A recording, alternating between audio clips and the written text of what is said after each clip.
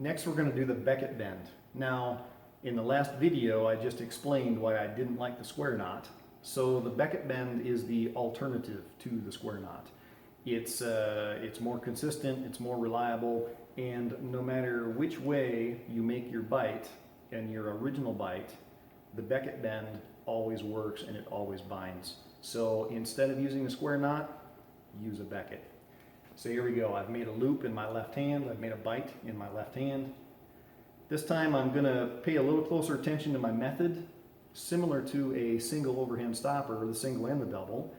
Hold this in my left hand with palm up. I'm going to stick my finger out. Just kind of use that as a tool. Okay, so my other rope is going to come up through the bite.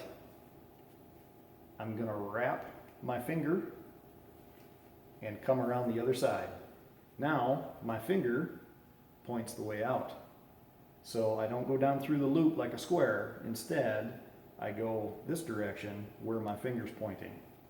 And I've created a cross now, an X, in my secondary rope.